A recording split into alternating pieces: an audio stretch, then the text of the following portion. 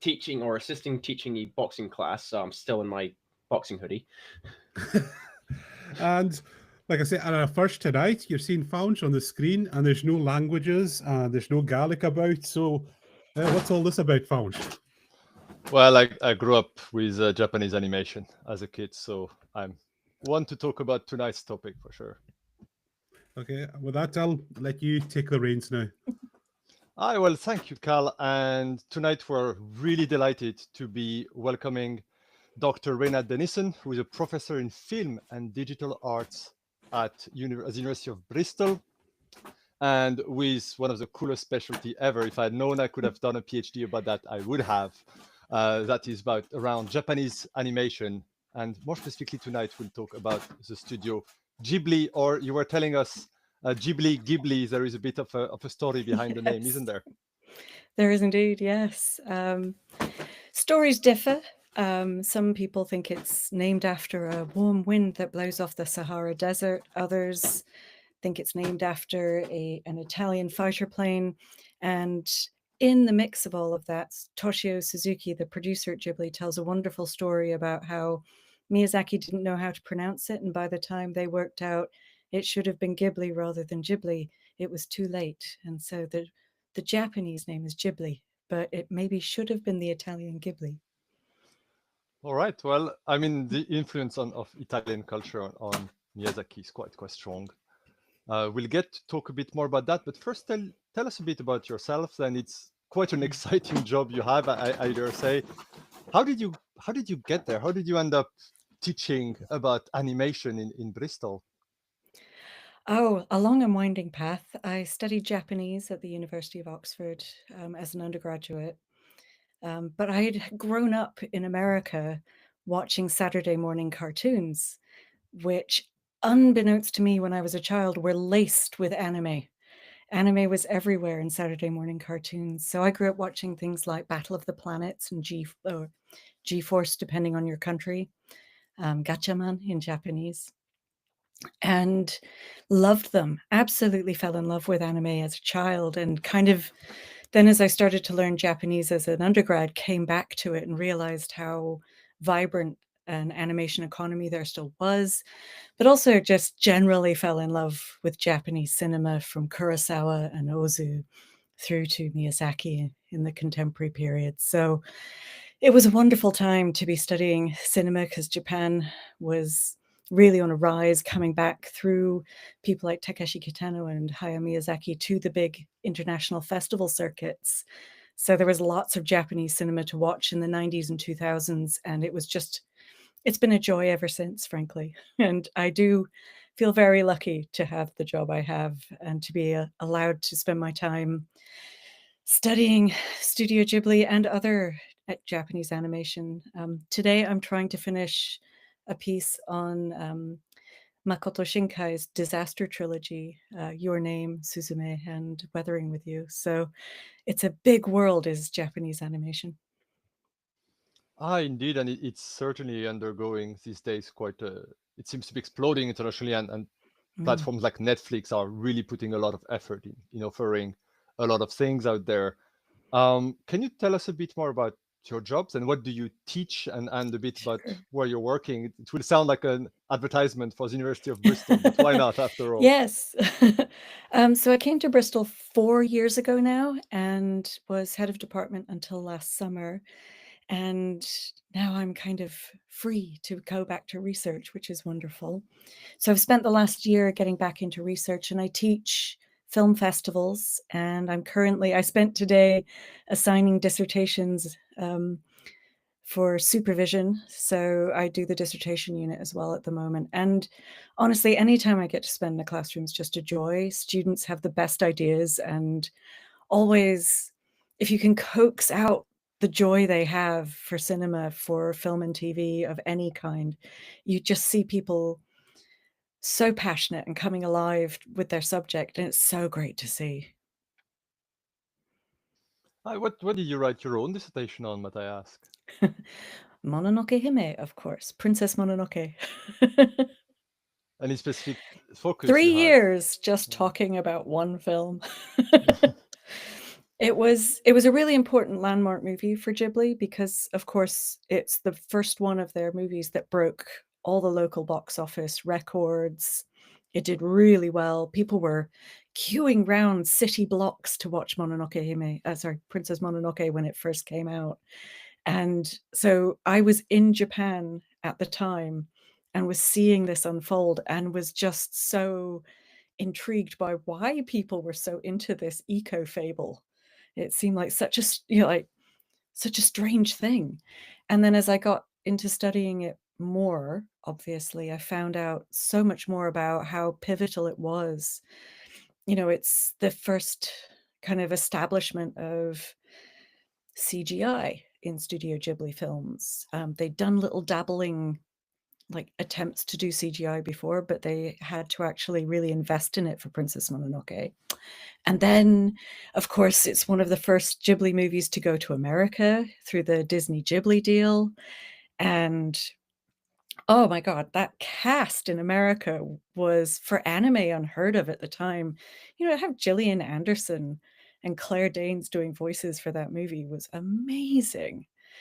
And then finding out more about what happened to it when it was released by Disney Miramax, on behalf of Disney in the States, was fascinating again, because people were driving 6 hours to watch the film because that was the closest place to them that it was showing. So all of this was just fascinating to me, and I couldn't, I kind of kept thinking I would do the whole of Ghibli, but kept coming back to Princess Mononoke over and over again. And 80,000 words later, had a dissertation. So that was really joyous. And from there, I've kind of broadened out. I have a deep love of animation from all over the world, and also for popular genre cinema, because that's the kind of cinema from other countries that doesn't tend to get talked about very much. So, most of your listeners, I'm sure, will have heard of people like Kurosawa, but probably not. Oh, echo, sorry. But probably not more contemporary Japanese directors. So it's great to be doing work on women directors and people from Japan that other scholars maybe don't have time to work on, or other audiences might not get to see quite so often. I think it's really interesting. I do remember Mononoke quite a bit when it came out. I grew up in a French country, so it came out. I remember my mother saying, "Oh, let's go see it," and I was a little boy, so all I thought was, "Oh, princess, probably not going to be for me." At the end of the film, all I wanted to do was go back see it, and I was already a fan of Porco Rosso. I just hadn't understood it was the same people making it. So I have that memory engraved in my mind for sure. I can understand that it caught your attention very specifically. You've written since more research on it. I think you've published articles as well as your PhD, haven't you? Yeah. I never published the PhD, but I've published about half of it in articles. And I did an edited collection with other scholars all about Princess Mononoke, I think for its 20th anniversary. Kiran, do you have anything you want to butt in, or?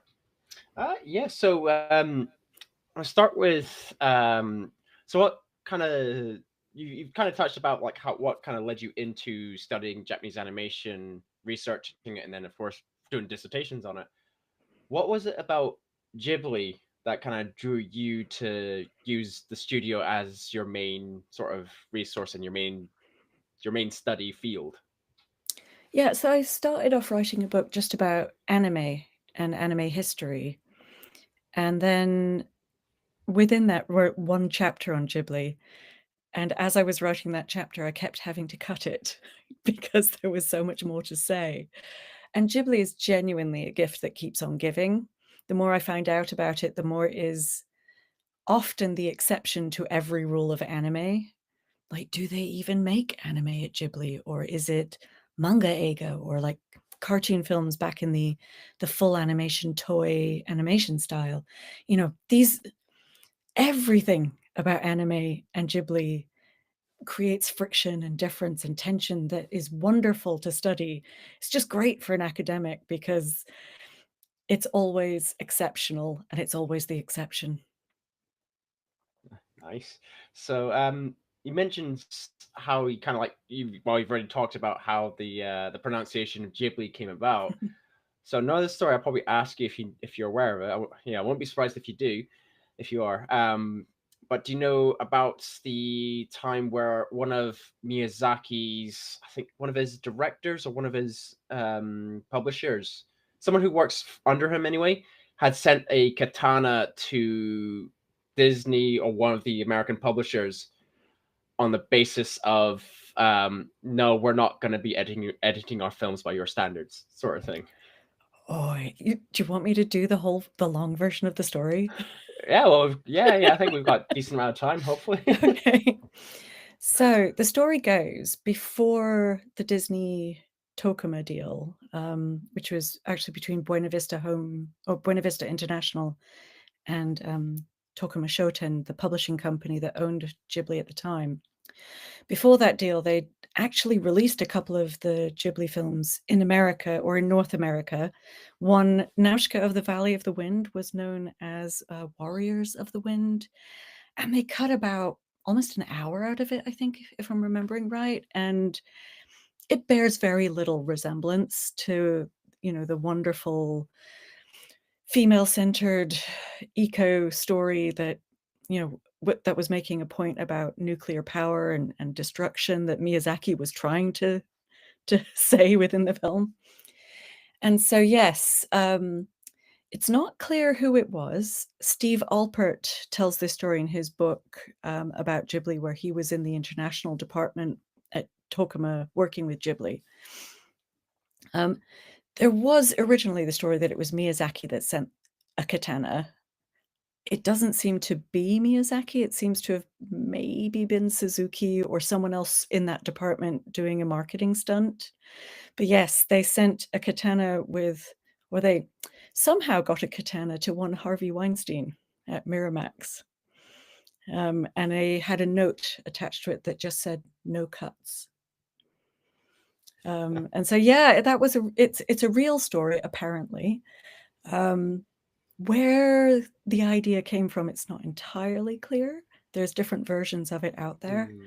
But I love the idea that Miyazaki was so fed up with people taking his work and doing things with it that he was really insistent on how the films were translated and how they changed the soundtracks as well, because apparently Disney wanted to Americanize the whole soundtrack, change the music, re-edit the music together so that there were, kind of more heightened emotional moments in the films. And he was just like, no cuts, no changes. And so they were having to run the whole scripting process back through Ghibli over and over again, which was one of the things Steve Alpert was doing for them. Wow. That's really risky, because I've heard that story before, but I didn't know like the details of that. I knew it was obviously could have been Suzuki, and obviously I forgot it was Harvey Weinstein that received said katana, which is just like, oh. But of course, I knew about the editing done to Nausicaa of the Valley of the Wind. Or did you, was it pronounced Nausicaa, or is it? So now it's a slight different pronunciation for it. Oh no, I mean, maybe Fonch can help us, because this is one where it's coming from Norse. Yeah, through Scandinavia. Okay, I that think makes sense. They do tend to use a lot of sort of sounds for S's. That's also how that influences Scots Gaelic, but that's a whole different conversation. In but Japanese, yeah, okay, it's probably very different. It's Nausicaa.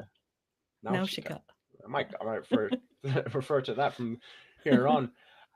But yeah, when you mentioned about how it wasn't just the scripting that would have been affected and edited, but the soundtrack. Okay, that was new to me, and the first thought in my head was, so I've not seen every single Ghibli film. I've seen, but as the first example that comes to mind, like one that would probably arguably be affected most by that editing would maybe be Grave of the Fireflies, because I imagine that has quite the soundtrack to it already. It's one I'm kind of hesitant to see, to be fair, but yeah, Grave wasn't part of the Disney Tokuma deal. Oh, was it not? Okay, that's good. No, because it's I forget who the publisher. It's owned by another publisher in Japan, so they had to make a separate deal for that one, and that's why it comes over later. Okay. Because Yeah. I know that was Grave of the Fireflies is quite very personal to Hayao Miyazaki because that was his own personal experience growing up. So it's directed by his senpai, his elder statesman, Yeah. kind of big brother at the company, Isao Takahata. But Miyazaki was, I think, one of the producers. Oh, am I getting that right? No, I'm not. He produces others of the films. But yeah, it's really important to both of them. I think it was released in cinemas in Japan at the same time as My Neighbor Totoro as a double bill. So that's a double bill that would have been fun to watch. And apparently people were so unsure about it at the time that they let the cinema owners choose which one to show first.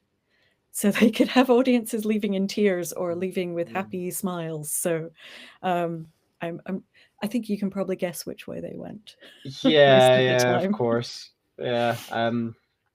But So those two films are like mirror images, right? Grave of the Fireflies is this socio-realist, really personal film in which you're right, Isao Takahata does reflect on and add to the original story with his own personal experiences of war.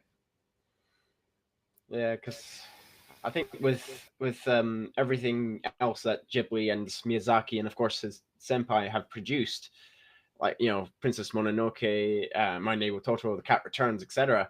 Even though they have these serious messages that they want to try and influence the current generations, like okay, we shouldn't be developing nuclear war, and and look after our environment, look after wildlife. But it always has a happy sort of family-friendly tone. There's always some lightheartedness. For example, Ponyo, another one that I've seen clips of, not seen fully, but that's another nice little happy, jolly, romantic one. But from what I understand, carries respect for the ocean. And then, of course, you're hit by Grave of the Fireflies. The most devastating animated film ever made, yes. Or at least in the top 10 of them, for sure. There's some pretty devastating animated films out there. Indeed. You kind of touched upon it. It's quite interesting talking about Ghibli and how special it is in many ways. Its influence on, well, in many ways on Western society, right? It's still, every time it comes out, we have their big, it's the next Ghibli, go see it. The master has come out again to make one last film before he retires for good this time. And I mean, how many times is he going to retire? As many times as it gets, it needs. But I thought my career on Ghibli was done with Princess Mononoke because he retired after that one. That was a long time ago. Yes, nearly 20 years later, he's still making films. Hang on, I can't do maths. That would be well over 20 years later. And yeah, what I was wondering, because this influence on us definitely in Western culture is big, but how is it? Could you tell us a bit? How is it in Japan? Because we perceive Ghibli as so uniquely special. Do they have the same kind of reputation back home? Oh yes. So as I said, I was just working on a piece by Makoto Shinkai, who directed Your Name, and in one of the interviews he does that I've just read, he's talking about how influential Ghibli was on him. So yes, there's a whole generation of directors coming through who've either worked at Ghibli or were influenced by Ghibli. And so yes, it's massively important just to the industry, but also at the height of their power across the 2000s, the press would report on the Ghibli effect. Anytime a Ghibli movie would come out, the box office takings for Japanese cinema would go up by a significant percentage point for the whole year.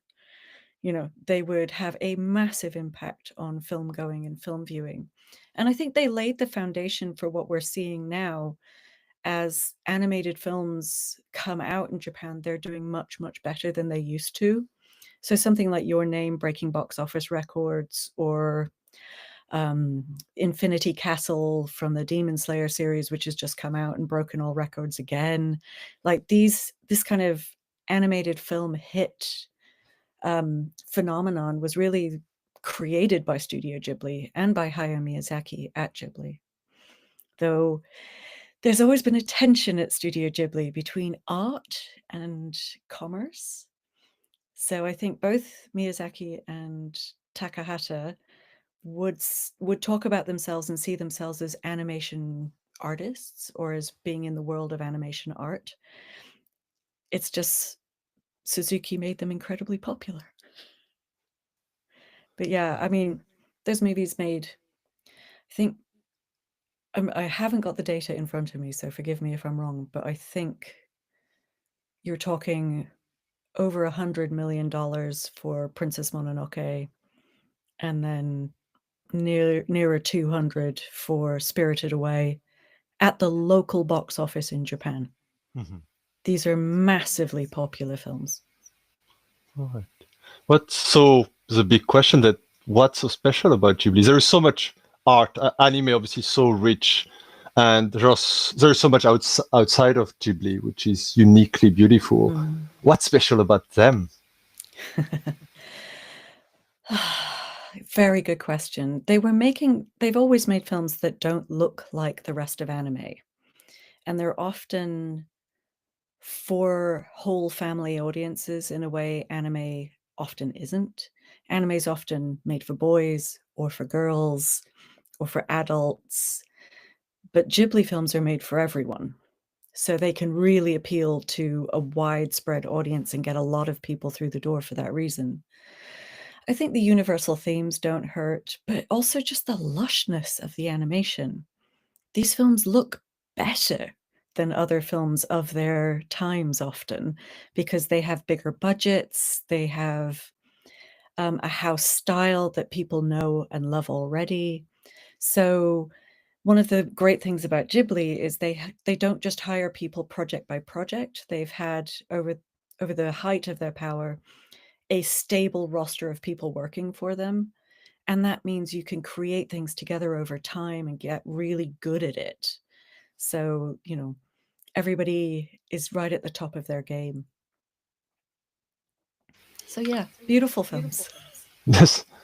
Hi, what's interesting about Ghibli's films and especially Hayao Miyazaki's films in many ways is that I find they have this Japanese influence on Western culture. But their films, and especially Miyazaki's film, are strongly influenced by a certain perception of Western culture. Obviously, you have films like Porco Rosso, which are fully set in post-World War I Italy, and everybody's Italian, and there is a rise of fascism. But even those that are more fantasy, set in other worlds, you can see this influence of Art Nouveau and Art Deco and 19th century, a bit of steampunk here and there.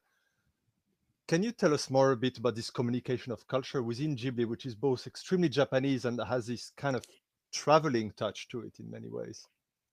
So a lot of Miyazaki's films in particular are actually adaptations of literature that's in translation in Japan from European authors. So Diana Wynne Jones, of course, and so things like Howl's Moving Castle are famously from authors, and Tales from Earthsea by Ursula Le Guin. I think she's American, but anyway. But yes, so European Anglophone literature.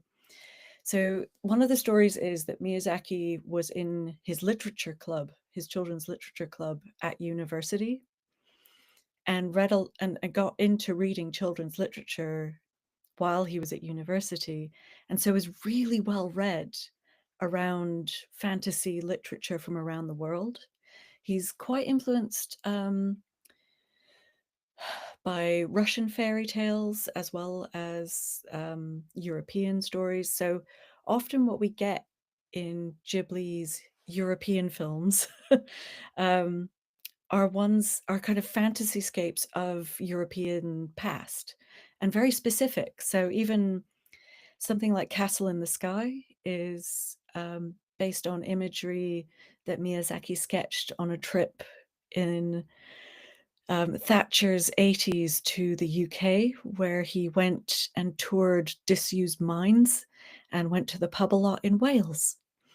So there's a great story in one of the books about Ghibli about his poor interpreter who was going around with Wales with him, And he wanted to show him, obviously, all the castles and the things that you would normally see if you were a tourist in Wales. And he was saying, no, no, no, I would like to go to the coal mines. So there were these great images in Castle in the Sky, even of kind of nature starting to take back the industrial landscape, and those come direct from Wales. But you see that imagery again in things like Howl's Moving Castle in the backgrounds, in some of the architecture there, as well as there being architecture in that movie from, I think, Alsace-Lorraine, that kind of area. And of course, with Porco and Kiki and others, there's other European landscapes in there as well. French and Italian, of course. And this is possible because Ghibli's a fairly well-off company, so they would send their animators to those countries to do architectural surveys and get photographs and do sketches of buildings and light and scenery from the real European locations. So even Ghibli's fantasies are based in our world.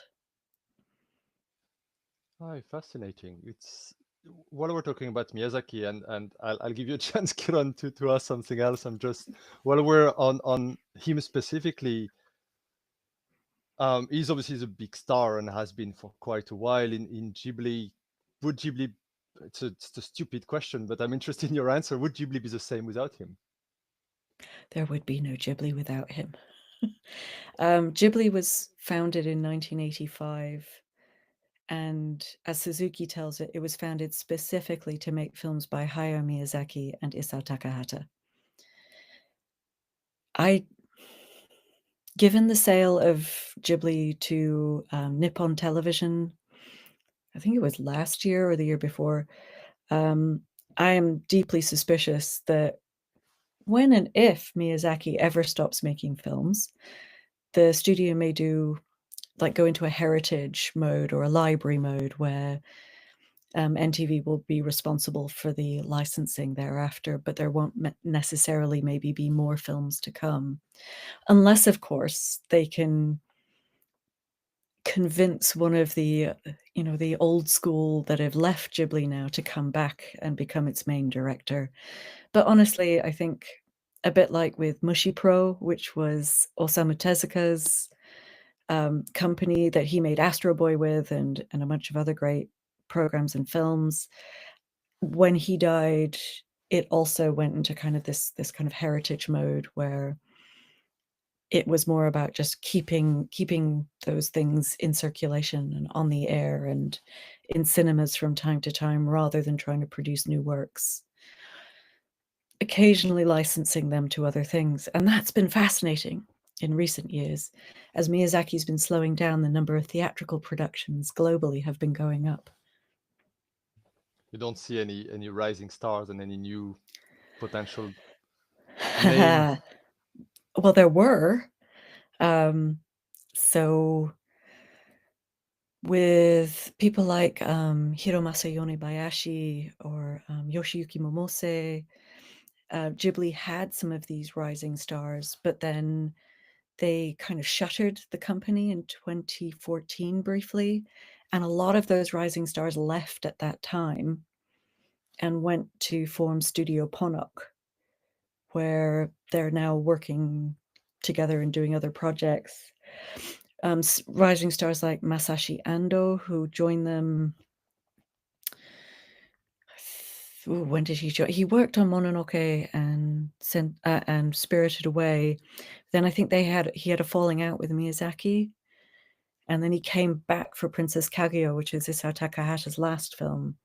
But he's an amazing animator, and he's been working all over the place. So he worked with Satoshi Kon, and he did the character animation work for Your Name by Makoto Shinkai. So there are these rising stars, but they're not necessarily working at Ghibli anymore, sadly. It's been a problem for Ghibli. They went through a period of trying to find a replacement or a successor, and it just never quite did as well as Miyazaki.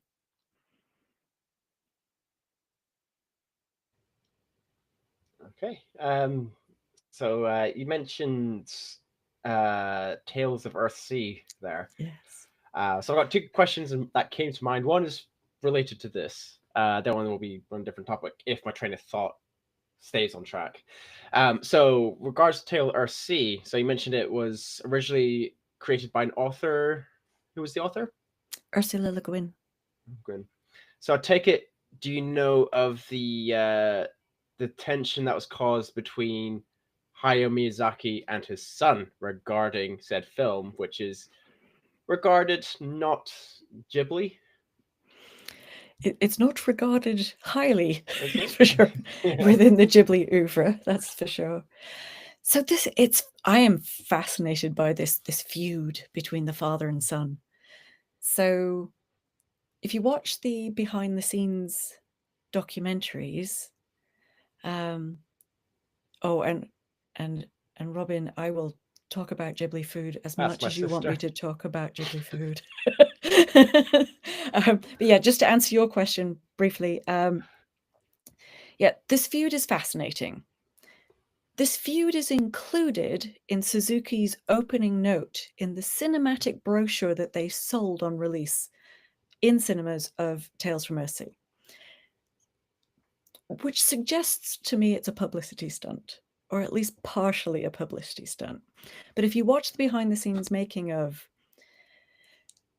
it's clear Miyazaki Sr. is not particularly happy about his son being given the role of director. Previously, Goro Miyazaki had been working at the Ghibli Museum in Mitaka, so wasn't really doing things in relation to animation. But the story the story that Suzuki was selling was this idea that Goro had grown up immersed in the world of Miyazaki, Hayao, and that because his dad was this amazing director, Goro had grown up around his drawing, his artistry, his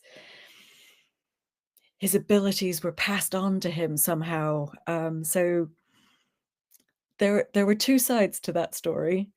I feel like it was a lot to ask of someone who'd never directed a film before.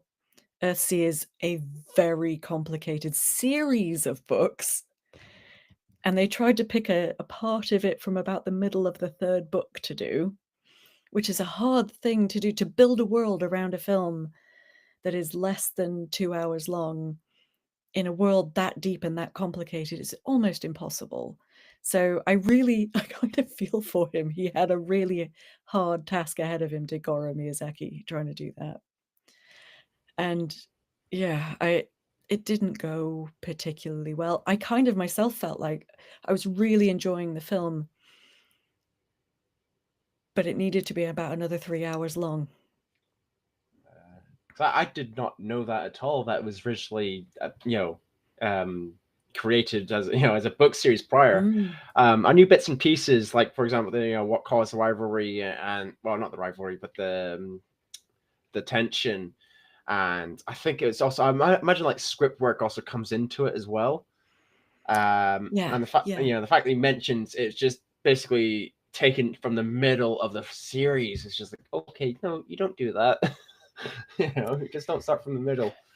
I mean, but they worked together. So Hayao Miyazaki did a script for Up on Poppy Hill from a manga and then gave it to Goro to direct. So they did work together after that, sort of, kind of. And again, that film, though it is lovely, doesn't translate very well across cultures. There's some rough edges to it, because at certain points in the storytelling there's the danger of incest between two of the characters, but then don't worry everyone, it turns out to be fine if you haven't seen it. Spoiler alert, but it's fine. But if you wouldn't mind me answering Robin's question, I would yes, really please like to. tell us about food. So when I went to the Ghibli Park in a little while ago, they had the special exhibition about Ghibli food in it, and I've never spent longer in a museum in my life. It was great. You got to walk through kind of the scenery where the tables were set with the food, and they had the drawings around the outside. It was just great. It's so hard to pick a favorite.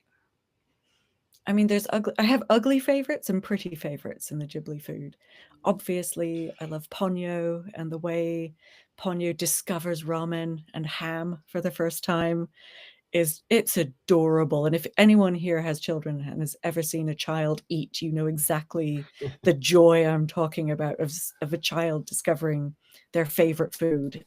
Yeah, it's beautifully animated. But I think my ugly favorite is probably the scene where they're making food in Princess Mononoke, and you have a monk who's over the cooking pot, and it's just wonderful to watch it sizzling and bubbling. It's just great. Yeah.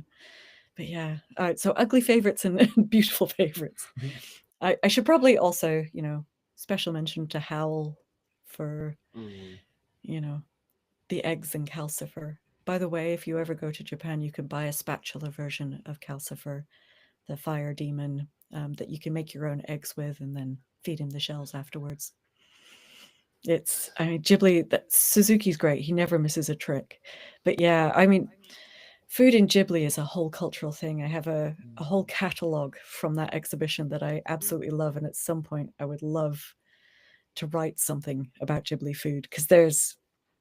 Sorry, I'm going on a bit. But no, that's why we invited you. There's the joy of animated food, and anyone who's been watching things like Food Wars, Delicious in Dungeon. I mean, there's so many of them that are hit shows now that are all about food and gourmet food. Anyone who watches it will know that the joy of animating food is that food can be kind of spectacularized in anime in a way that's harder to do in live action.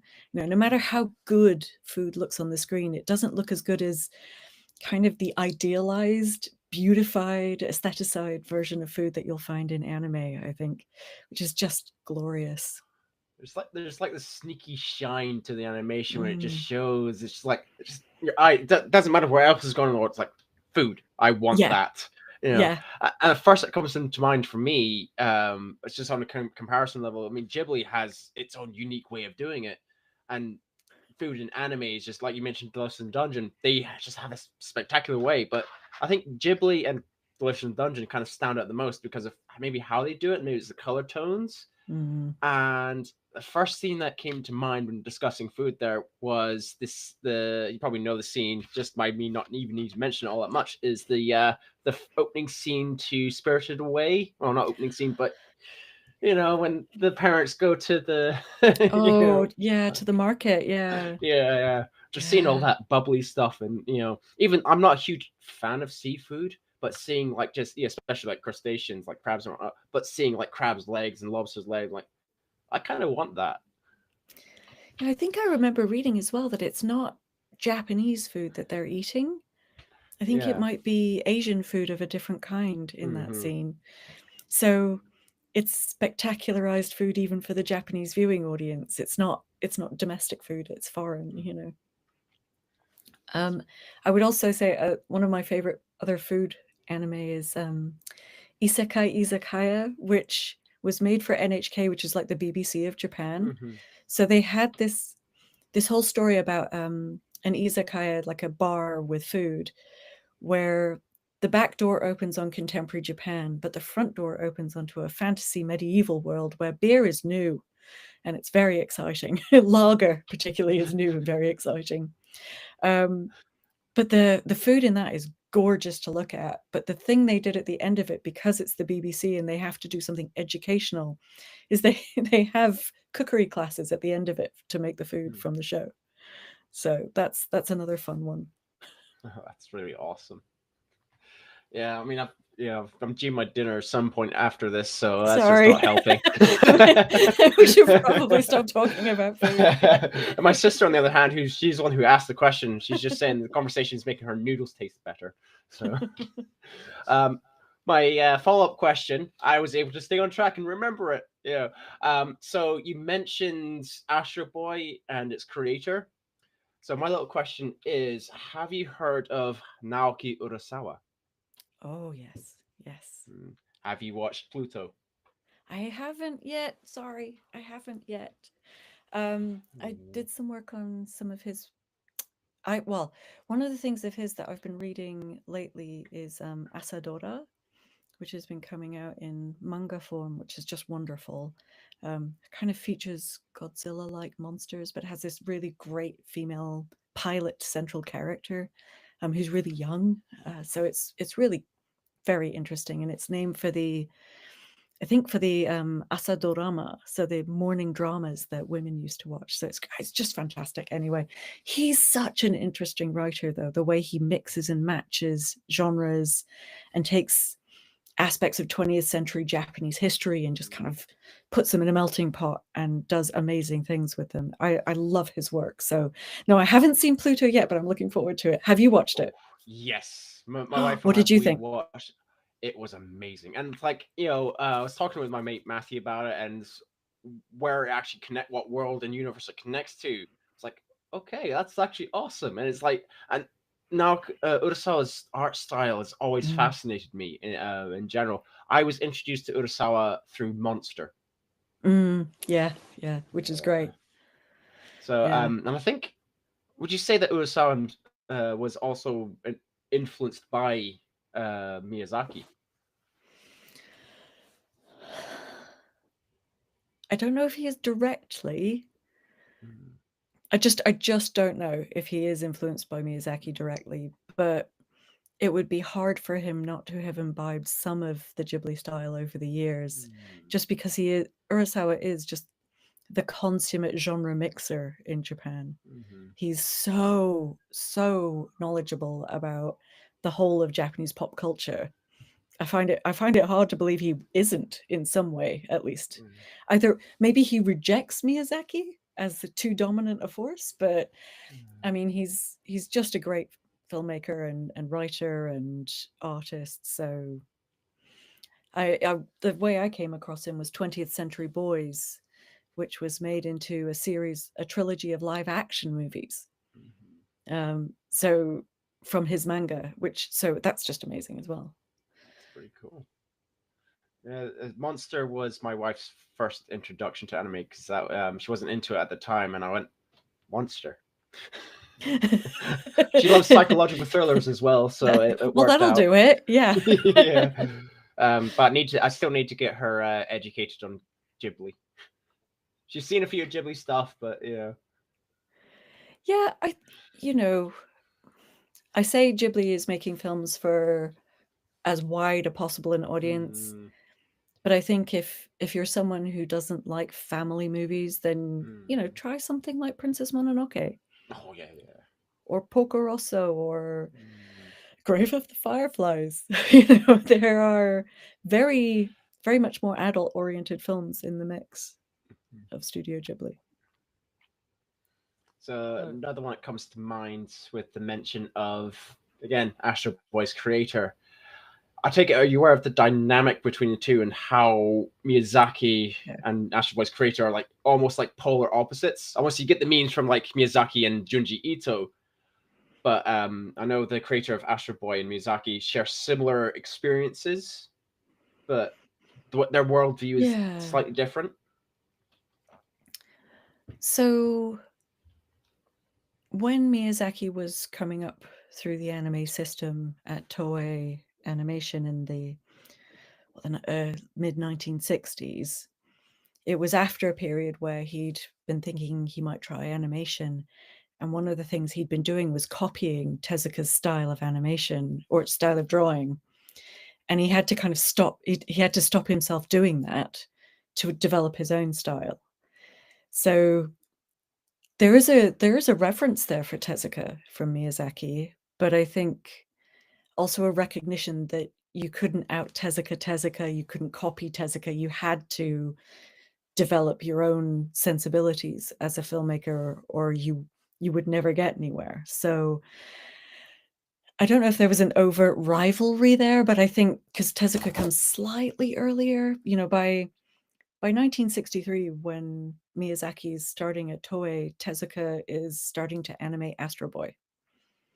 So he's doing basically TV animation in Japan and setting his stall out as the the kind of template for how you do television animation affordably in Japan.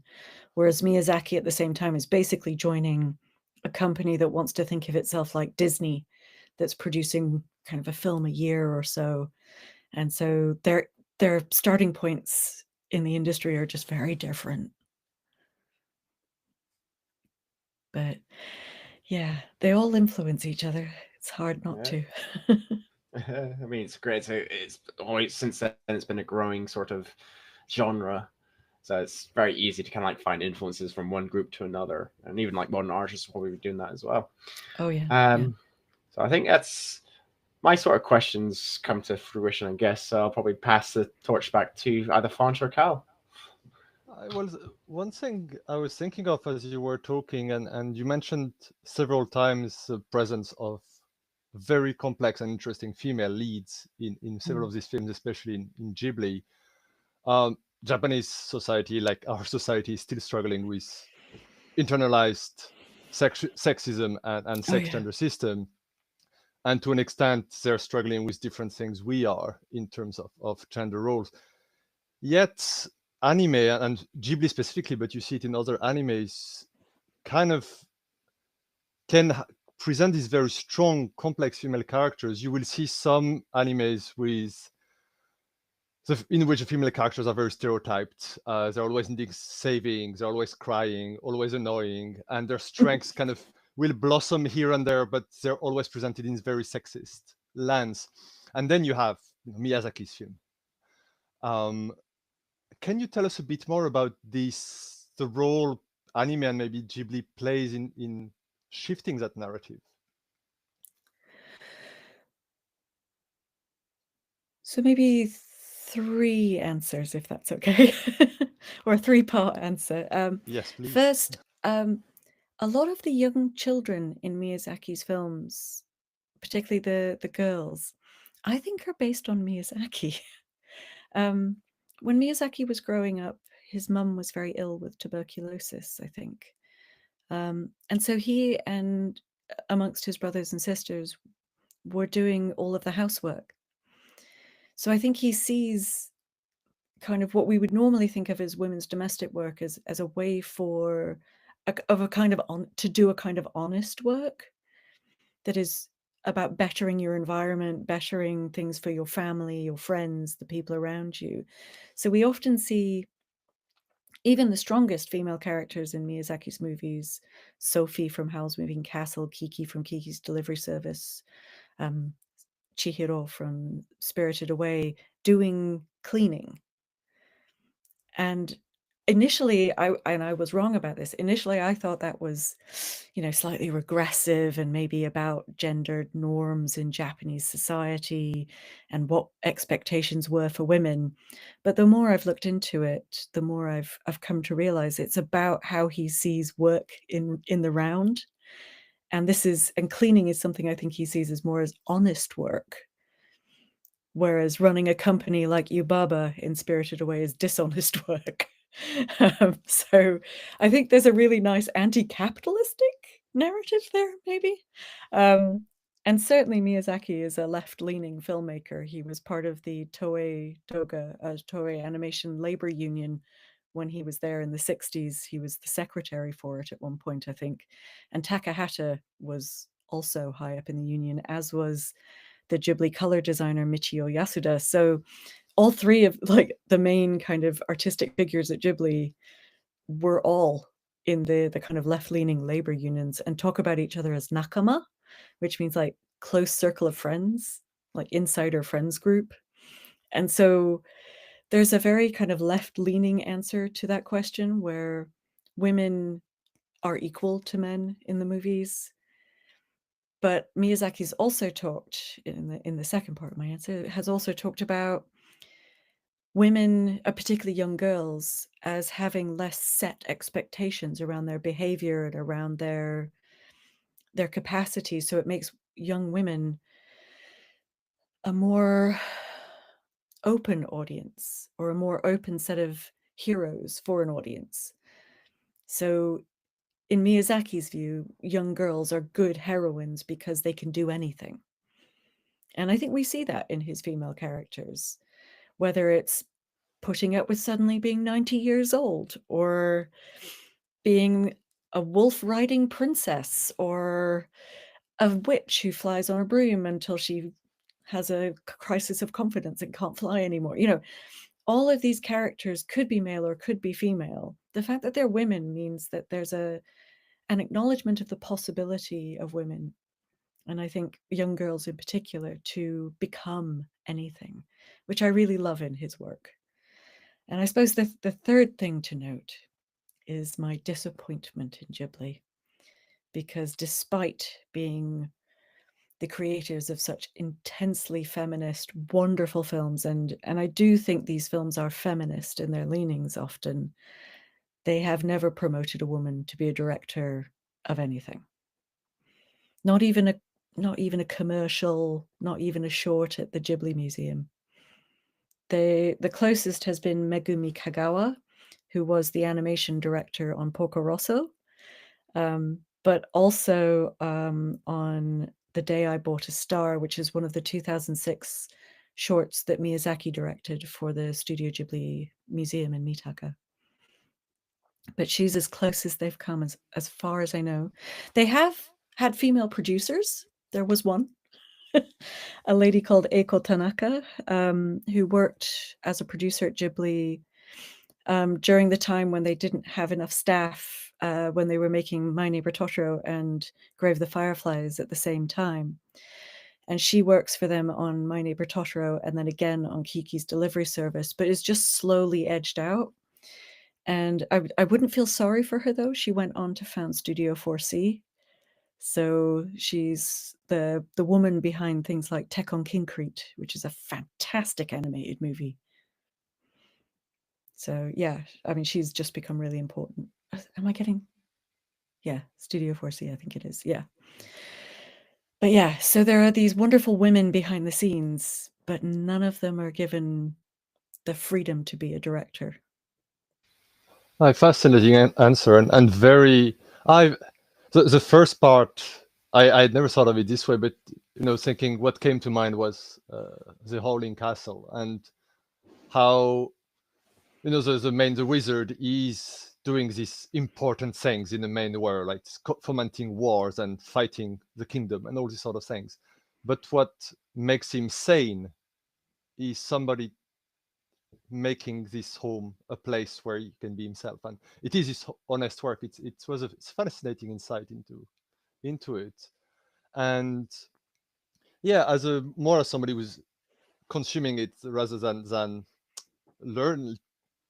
analyzing it the way you do it, I feel like often you have a few names of women that are quite famous as mangaka in the writing itself of the written medium.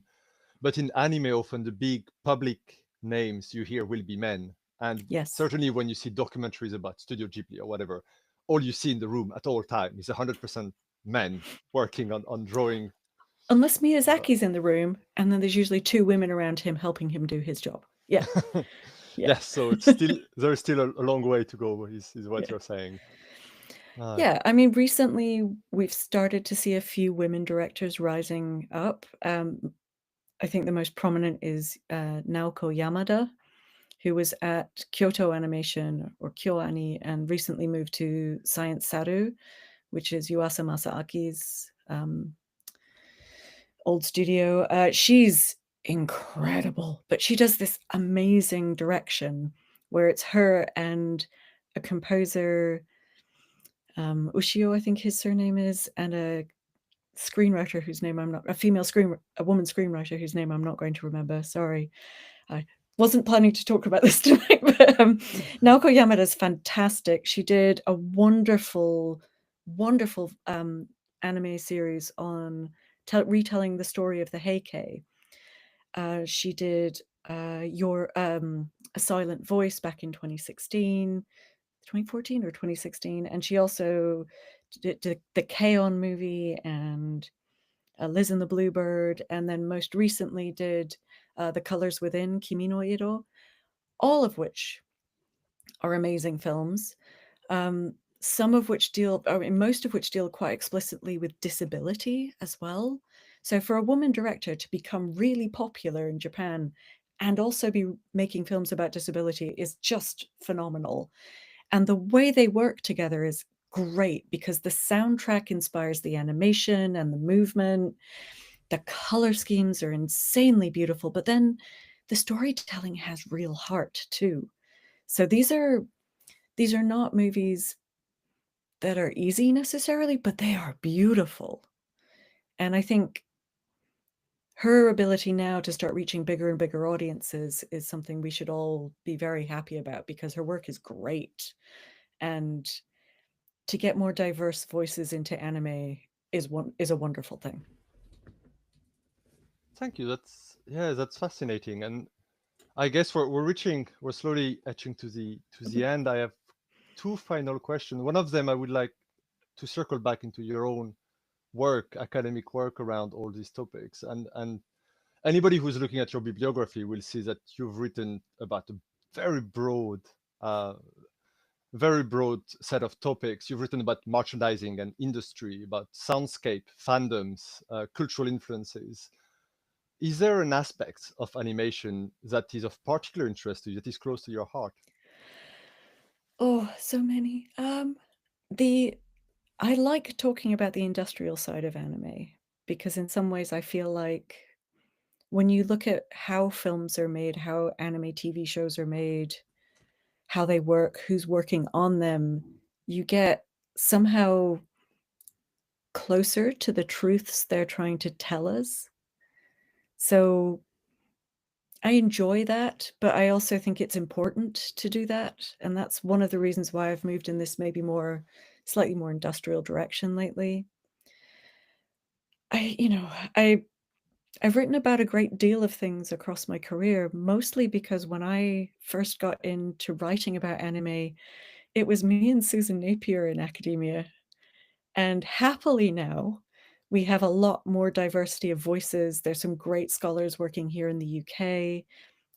Shiro Yoshioka at Newcastle and Zoe Crombie at Lancaster are, just wonderful human beings. And, people like Helen McCarthy and John, who's based here as well, are the foundations of anime studies. So I feel very lucky to be in this environment now where there is more coverage, so you don't have to do everything. But I have a special love in my heart for sound in anime because it's so diverse but so changeable as well across genres, across different directors' styles of filmmaking. I mean, who would Makoto Shinkai be without Radwimps, the band? They give him a soundtrack every time he's making one of these amazing films of his. And so, Joe Hisaishi and Miyazaki, who would Miyazaki be without a Joe Hisaishi score? These are really important things to think about. And I do really enjoy talking about sound, but more and more lately, what I'm enjoying thinking about is the collaborations between filmmakers and the people they work with, because there's so much creativity that goes into these productions that, hundreds, if not thousands of people work on these movies. If you watch The Boy and the Heron, it's a who's who of anime studios. If you watch the end credit sequence, it's every company was working on that movie at one point or another in Japan. And so it's almost like a testament to the whole of the anime industry. But unless you bother to sit and watch the endless credit sequences, you don't see it.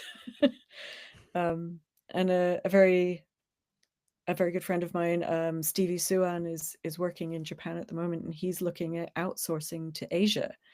So anime isn't even now just Japanese. It's also traveling to other parts of the world and influencing animation in South Korea, in China, and in other parts of Asia. So it'll probably happen at some point that we start to see anime becoming more of an Asian phenomenon. And I think that's a really exciting thing to look forward to as well. But that's, if we don't ruin it all with AI first.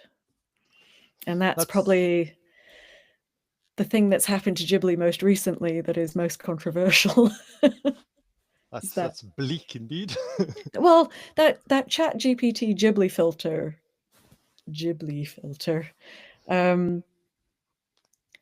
I'm working on an article about it right now, and with a friend, and I'm trying to come to a conclusion about how I feel about it. And it's a story of two halves, isn't it? Like, on one side, who doesn't want to have pictures of themselves that look like Hayao Miyazaki drew them?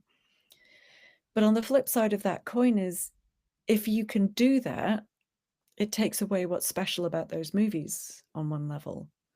The uniqueness of the art style, the collaboration, all the work that went into those movies is part of how beautiful they are and how unique they are.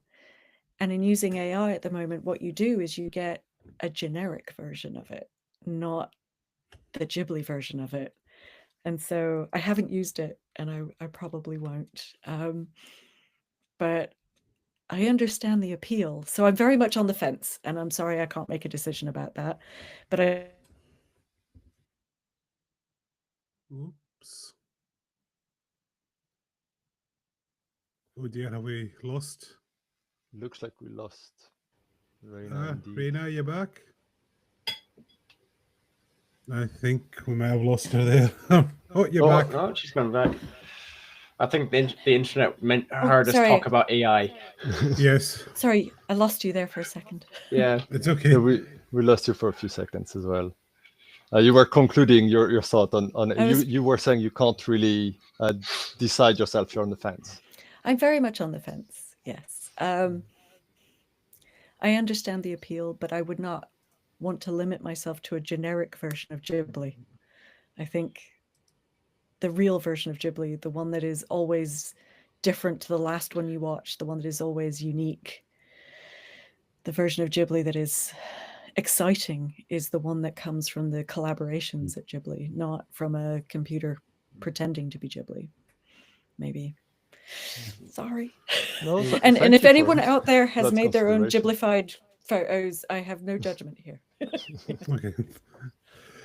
Okay, with that, it's coming to the end, so it's now our traditional, very silly quickfire round. And I've got 3 Ghibli folk. So are you ready just for some silliness here? Are we ever ready? So, question number 1. We'll go with Rayna first. You're the guest and the expert here. Okay. Which Ghibli character would have the most confusing skincare routine? Ashitaka from Princess Mononoke. Pounds? I was going to go with Mononoke as well, but not Ashitaka. I was going to go with Otoko, the old Okoto, the old king of the boars. Yeah, the old yeah. Kieran? I was thinking San, but then again, hers is just 2 sort of fang marks underneath her eyes. Maybe the next person came. I mean, I think we're sticking with Mononoke here. It is a Mononoke answer. Yeah. I think the first thing that comes to mind is maybe the monk. Oh God. Why am I blanking on his name? Yeah, his name is getting blanked from me as well. Oh, it'll come back to me in about 5 minutes. Carry on. All right. Number 2. If the Kappas drove for Uber, what would his rating be?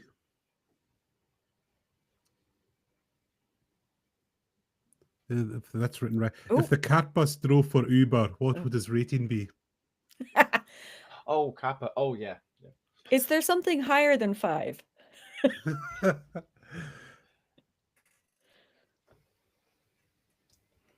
I mean, furry interior, no idea where he's going. Fantastic service, I'm sure. Pounds? I would say a good 5. Is there exactly when you need it to be? Right, yes, Kieran? true. Well, which film is the Kappa from? My Neighbor Totoro. Okay, again, that's an iconic Ghibli film I've not really fully seen. Ooh, all right. I'll need to. Oh, sorry. Did you know that that's the only film Miyazaki ever made a sequel to? Oh, I did not.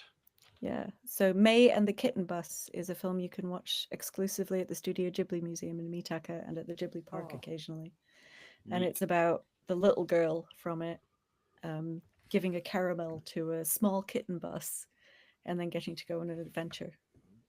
I'll That's I'll exciting. go watch Totoro and then put in my answer at a later time in the comments.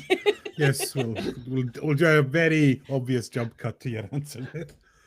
So, number 3, what's the one household chore Calcifier would absolutely refuse to do? Oh, cleaning the bath for sure. Paul? And that bath is disgusting in that movie. Yeah, I mean, is there another answer than that? I don't think so. Yeah. Kieran, are you on board with that one? I third that because as soon as you brought it up, it's like, yeah, water and fire don't really mix, and Calcifer just eats anything. So if it involves eating, that's out the window. If it involves his potential extinguishment, Yeah. Okay, and number 4, how many acorns does Totoro actually have stored to the nearest ton? It's just, this is your That's guess. a What do you really think?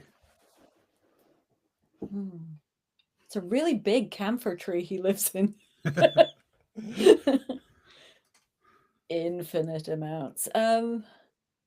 It's got to be tons, right? It's got to be Yeah. tons. So There's no right or I'll wrong go answer. for 10,000 tons because in Japanese that's ichiman, which would be also the word one of the things you say in Japan for just like infinite. False. I have to pick another answer. I'll go lower. I'll go 5,000 tons. Okay, and Kieran? 75,000, just nice in between. It's like The Price is Right. Yeah. Higher, lower. All right. Number 5, what terrible pop song do you think Princess Mononoke secretly listens to while sharpening her knife? Oh God. I want to get in trouble. I want to start a fight. Oh, you get it. I can Perfect. get Bob singing now. Yes. Oh, I like that. That's perfect. Kieran, Yeah, can you I top think that? I You've think gotta she sing would be a it. pink girl, but I don't know why. I don't know if she'd enjoy this, but it might. Maybe this is the reason why it might catch us off guard. Maybe Golden from K-pop. Oh. I like that as well. I have no I answer. cannot This is escape that terrible. song. No, nobody can. It's everywhere. I have nieces. Yeah, I have a Right. wife. Right. If the Kodama had a band, what would their genre be?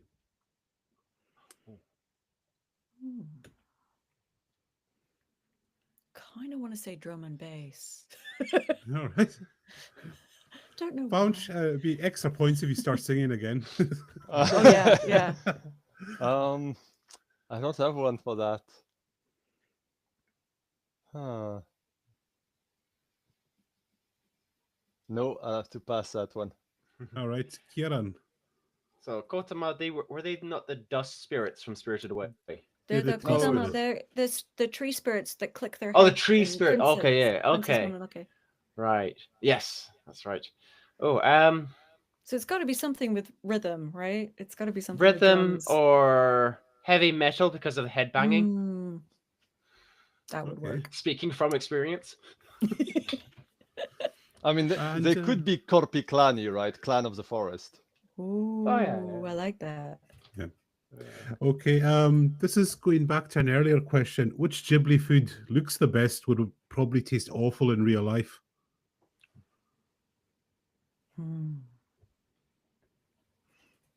It's a nice little twist on that. In Quickly Spirited revising Away, all the that food. Come back to me. oh yeah, maybe some of the bowl that he eats. that. It looks like so tasty. The whole thing, yeah. And then it makes him like vomit his own. Yes. Yeah. The or the little gecko that Oh yeah. is given to Sen to eat in the bathhouse. Yeah, I'm not. No. No. Here, have a gecko. Yeah. I think for me, it probably the lobster or the crab. Like we were discussing before, the animation makes it look really awesome. It looks delicious. I'm not a fan of lobster or crab, so I probably would hate it. Okay, what's the floating city of Laputa's Wi-Fi password?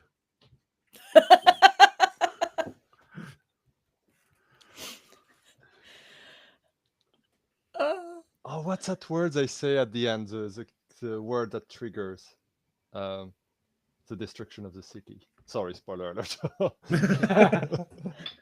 Probably shouldn't be that, right? Anytime you ask about the password, somebody blows up the city. Yeah. Oh, this is. I come back to me. I'm not sure.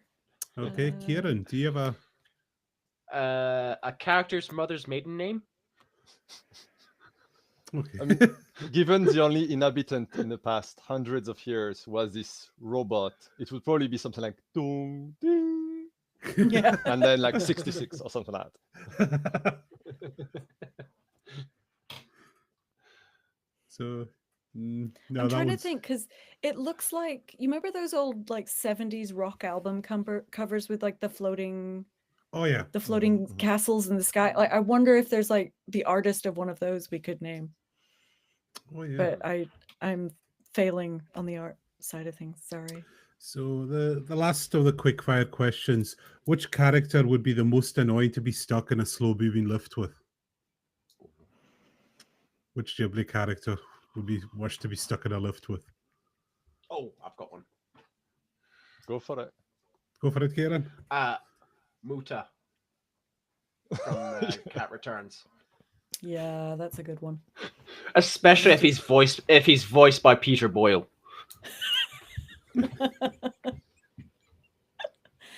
I would probably go Calcifer. He's very needy. He's very needy. Makes sense. Faunch, you put the last say on this one. Yeah, which one was I thinking about? It's not exactly annoying, but the faceless from Chihiro, like he was there. No face. Very No, slow. no face. And no face. Sorry, I have all of them in French subtitles. So I can imagine him standing behind me the entire ride and just wanting for. Oh, he's just gone. Yeah. Well, that's the end of that. So, this is not a silly question. Would you ever consider coming up to the Hebrides if you wanted to make an appearance here? Would you like to? I would love to. Yes, I would definitely consider it. I just have to get time off work to come up. That's all. Oh well, we'll watch this space. You never know what might happen. So possible Ocon guest then. Yes, I'm always fishing for that with everyone. Everyone we get on. So. People. The further north, the better. Really. Well, there's only one convention further north than us, so we're quite. Oh wow. We're the furthest west, so we've got that claim to us. So, and if people want to reach out to you, Rayna, if they've got questions or anything like that, where can they find you? I'd be delighted if they did. I'm at the University of Bristol, obviously, so you can reach me there by email. And I'm on Instagram and some of the other socials. I'm usually Rayna D on those because I joined so early. I got the one letter name. Yeah. You're the OG. So, yeah. Yeah, the OG. But yeah, do reach out. I'd love to hear from everyone. All right. Thank you very much. Thank you, everyone, for turning out. Our next show is on Thursday with Ivo Krawanski, and we're talking about the Polish Netflix medieval comedy series 1670, which will be very interesting as well. A bit of a change of topic, but yeah, all good stuff. And thank you, everyone, for coming in. Thanks for your questions. Thanks for watching, and we'll see you all soon. Bye, everyone. Thank you.